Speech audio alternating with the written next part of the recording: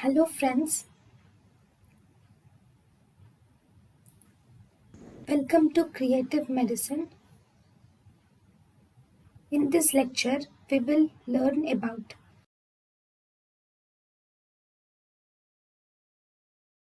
examination of scars. Faint scar is visualized by application of heat or ultraviolet light from the dead body.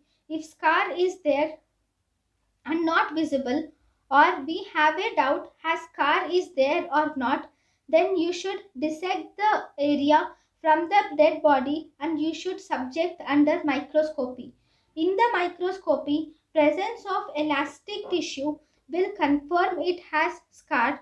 If there is no elastic tissue, then you can confirm that it is not a scar. Medico-legal importance. SCAR is used for identification of individuals, identification of injury and nature of injury.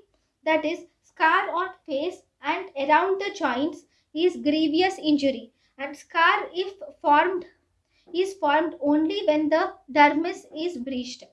Age of scar can also be determined.